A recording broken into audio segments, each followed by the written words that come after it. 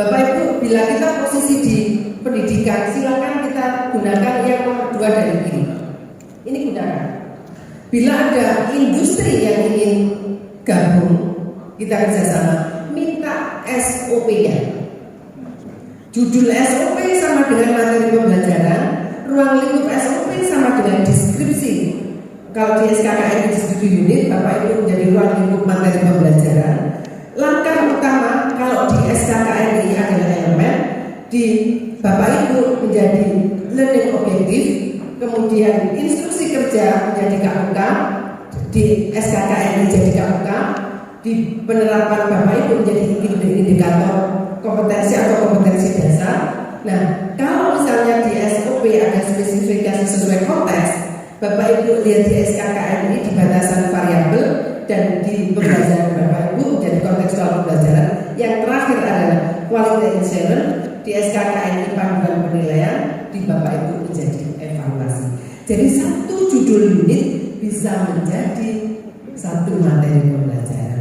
Kalau di engine atau di injection ada 7 unit, silakan satu unit dijadikan seperti ini. Sehingga kalau tim teaching 7 unit dari judul 7 judul materi pembelajaran, siapapun yang mengajarkan hasilnya sama. Itu yang penting. Cara membentuknya seperti ini. Itu lebih mudah. Kalau tidak punya SKKN ini SOP, kalau tidak punya SOP SKKNI. Ini yang paling mudah untuk mengharmonisasi. Lanjut. Nah, ini sudah saya berikan kepada SMK waktu itu ya Pak ya, beberapa kali. Cara mencari gapnya supaya kita tidak terjadi kesenjangan. Berikutnya. Nah, lanjut Pak.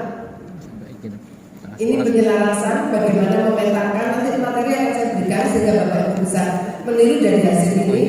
Cara membuatnya dari unit per SKKNI kita breakdown, terakhir minta tanda tangan budi.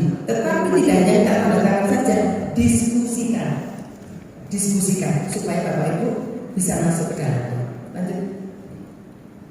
Oke. Pemetaan itu Bapak Ibu judul di prodinya apa, LSP skemanya apa, industrinya judulnya apa. Ini yang akan kita petakan supaya Bapak Ibu skema yang ada di Bapak Ibu diambil industri dan diterima bisa dibuat di pembelajaran Bapak Ibu. Saya kira itu Bapak Ibu materi dari saya. Sudah 1 jam berlalu tanpa terasa. Kira-kira dari materi saya sebelum saya akhiri berapa pertanyaan Pak? 3. 10, jangan banyak ya. Saya Bu. Oke, monggo. Ya. Makasih Bu Lulu. Maaf ini mau curhat sedikit Bu. Sebenarnya bukan di level Ibu saya menyampaikan ini, karena Ibu itu adalah level pemakai daripada tenaga kerja dari kami ya. Kami kalau saya ibaratkan seperti masak ya, makanan kami di koki ya, dapur ya. Yang merasakan itu ya industri, enak masakan kami apa enggak itu industri. Seperti Ibu Lulu katakan tadi itu ya, saya kickback ke belakang. Saya hampir separuh hidup saya itu ada di SMK Bu. Saya murid SMK, jadi guru SMK, jadi tahu persis keadaan SMK. Ya sebenarnya ketika Pak Jokowi menyampaikan Impres nomor 9 itu tahun 2016, saya senang sekali Bu. Saya pikir SMK akan maju karena simpel saja ya. Adanya SMK itu karena ada kebutuhan adanya industri ya. Itu tok. Nah, sampai sekarang kan belum bisa match itu ya. Anak-anak yang lulus itu belum mencapai kompetensi yang diinginkan. Pertanyaannya kenapa? Ya saya akan menguraikan Bu ya. Maaf Bu, dulu agak lama sedikit ya. Pertama, LSP kami itu Bu, itu mati suri Bu, hidup enggan mati tak mau Bu. Ya, saya heran Bu ya. Ketika BNSP launching 2005 ya, saya juga senang sekali Bu, karena saya lihat wah ini tenaga kerja kita akan sama dengan Jerman tadi itu. Ternyata juga hampir 20 berapa tahun ini gak ada Bu, mati itu. Bahkan saya pada resmi saya keluar berhenti, kesel Bu. Kenapa? Jawabannya satu, pemerintah tidak menganjurkan harus dipakai itu LSP. Kedua, industri juga nggak mau pakai itu. Ketika anak-anak kita kerja, nggak diminta sertifikat LSP, kan mubazir Bu. Capek-capek kita ngelola, terus penerapan apa SKK ini nggak ada itu Bu, mati di SMK. Saya SMK 1 Singosari, katanya SMK yang lumayan, lahirnya otomotif di situ Bu. Saya tahu tahun berapa 1990 itu lahirnya otomotif. Pertanyaan saya Bu ya, ini sebenarnya pemerintah yang masalah ya. Pemerintah tidak menggunakan ada dari masukan Pak Jokowi untuk menjadi SMK tadi itu betul-betul kompetensi itu aja. Permasalahan tadi guru kurang, gak diangkat, mau pensiun, tidak ada yang pengganti, siswa terlalu banyak. Kalau SMK itu nggak boleh Bu, 36, 32 nggak bisa itu, harusnya 15, 12 Bu. Tapi kita siswanya banyak, terus sarana prasarana nggak mau menaik. Ya itu salah satu permasalahan, mana bisa kompetensi Bu. Lulus juga pun nggak dites, anak-anak kompetensi sampai di mana? Nggak ada Bu. Saya meneliti, nggak ada kompetensi. Ya, itu aja Bu. Ini kalau Bu Lulu bisa sampaikan ke, ya curhat saya tadi, curhat saja, bukan. Makasih Bu. Saya ternyata di depan salah ini, karena saya sudah menyebut psikolog, akhirnya bukan bertanya, curhat. Ya Bapak, terima kasih Pak. Ini adalah sharing dan Bapak, terima kasih sharingnya. Tentunya ini buat pengalaman Bapak Ibu semua. Tapi saya boleh bercerita lain. Saya punya cerita yang benar. Tidak semua SMK mati suri. Banyak SMK yang berdiri dan menggunakan SKK. Contoh, SMK Unding, ada nggak Mojokerto? Ada. Nah, saya dari sana. Saya sering kali di sana. Sukses ya, diterima oleh industri semua. Bekerja sama dengan apa? Bambang Jaya. Di Pungging, saya contoh banyak. Pungging aja kisah nyata ya. Pungging itu lulusan SMK-nya, ya, dari elektronika ini ya, di kompetensi keahlian elektronika. Itu kalau sudah lulus, nunggu itu industri-industri yang Bu, kalau bisa saya jangan ke Bambang Jaya, padahal yang kerjasama Bambang Jaya, dan mereka bekerja, siswa itu sudah mulai bekerja ya Bu ya, membuat panel-panel itu untuk industri, dijual ke industri tanpa disortir karena gurunya sudah dimagangkan di Bambang Jaya, dilatih. Kemarin juga ikut pelatih tempat kerja, kemarin juga 2 kali job fair kita kunjungi, itu tidak. Dan salah satu LSP-nya, salah satu gurunya sudah calon master loh, calon master asesor. Artinya apa yang dicanangkan pemerintah, ya memang masih ada kekurangan ya Pak ya, belum semuanya. Di sana sini masih belum perbaikan. Kenapa ada Perpres 68? Itu karena peningkatan terus-menerus. Jadi kita tidak berhenti, terus-menerus memperbaiki. Kalau ada kekurangan, masukan Bapak ini sebagai bahan masukan, sebagai bahan koreksi, nanti akan kita tampung di Kadin Pak. Ya. Bapak SMK mana? 1 Singosari. 1 Singosari itu besar Pak. Besar, banyak industri ke situ, tapi anaknya nggak kompeten. Besar Pak. Kenapa nggak jalan? Iya. Artinya ini semua bisa dilakukan. Tiap minggu ada Kemudian perekrutan tapi enggak juga sekarang bergerak karena punya peran yang besar di Perpres 68. Jangan patah semangat Pak. Bu, perekrutan itu hampir tiap minggu ada Bu. Kalau soal perekrutan banyak, tapi anaknya apa kompeten apa enggak itu saya nggak tahu. Hampir tiap minggu ada perekrutan di tempat kami. Oh, Perekrutan itu banyak Bu, banyak. Tapi anak-anak kita, ya saya tanda tanya kan Bu. Ya, iya Pak. Tuntutan memang pemerintah harus menjalankan ini. Nah, ya itu. 2 tahun berjalan 2024 harus dijalankan. Dan tentunya nanti industri juga begitu Pak, kita dorong bahwa nanti seluruh industri mensyaratkan itu supaya output dari SMK sesuai dengan LSP-nya, sesuai dengan kompetensinya diterima oleh industri. Ya, baik, saya kira itu ada satu lagi. 3 aja ya Pak ya, jangan banyak-banyak. Ya, terima kasih. Untuk pertanyaan sebenarnya tadi ada asesor, ada yang istilahnya harus ke teknis.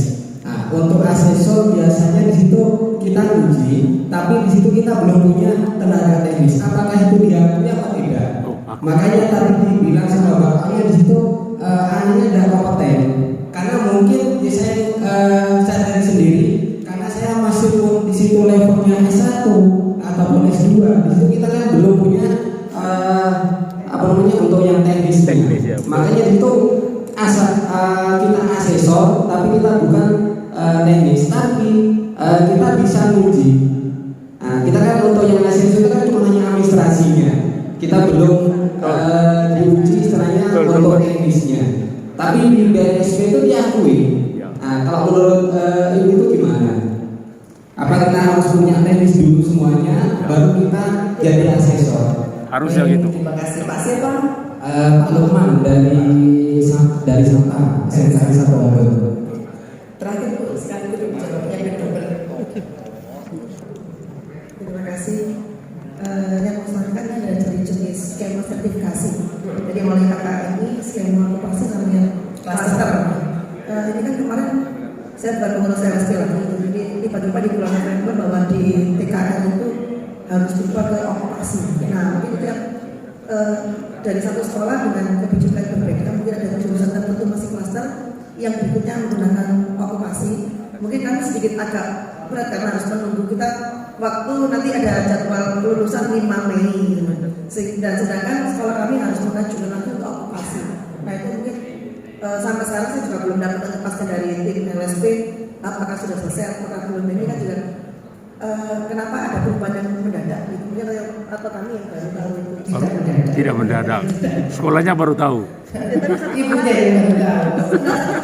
Kemarin sama-sama sudah tahu. Sudah tahu lalu. Jadi gini Pak Lukman dari Sarman, syarat menjadi asesor. Kalau kita bicara asesor itu adalah metodologi Pak. Ya. Metodologi mengakses. Ya. Metodologi mengakses.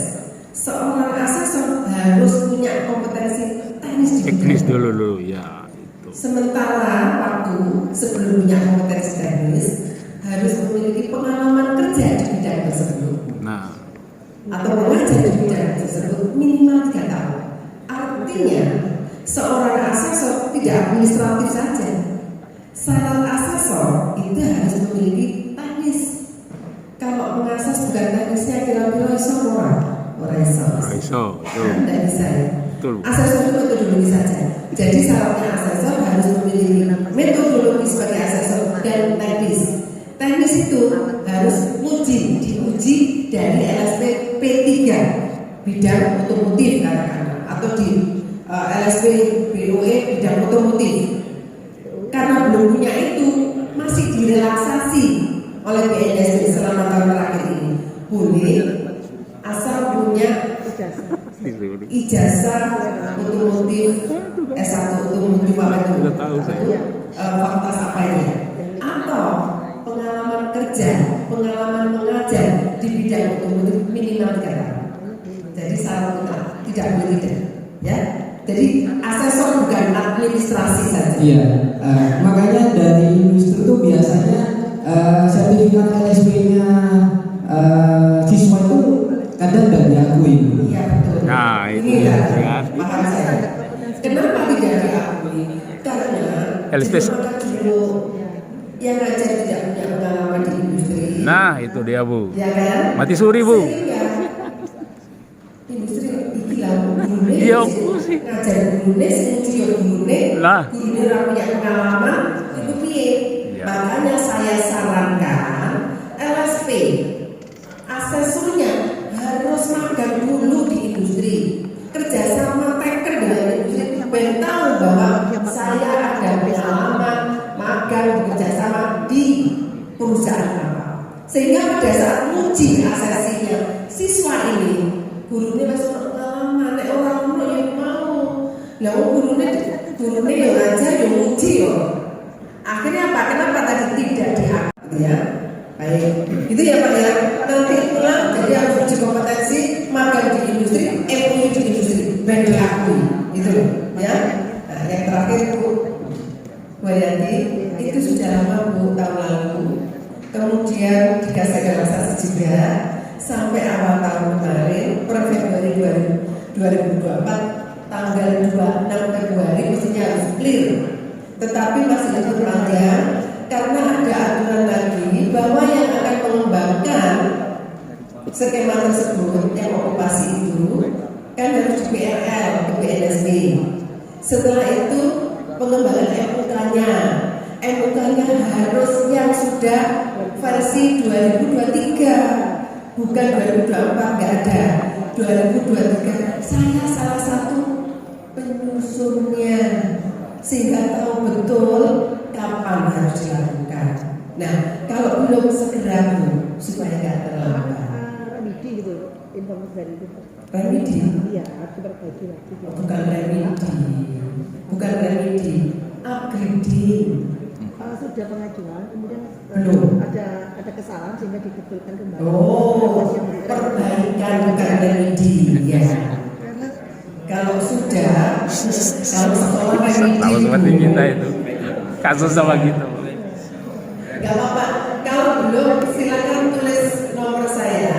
Skemanya Tulis nomornya. SMK Nomornya. mana nanti akan saya sampaikan ke BNSB. Ya, Bapak Ibu, saya kira waktu Belum sudah satu habis. aja Bu. Saran Bu. Saran.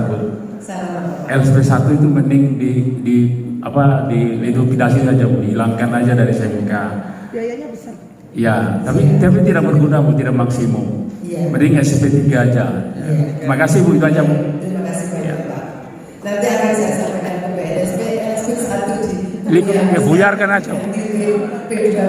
Nah, harus merubah pedoman. Ah, Insya Allah aku masih itu aja Bu. Terima kasih banyak.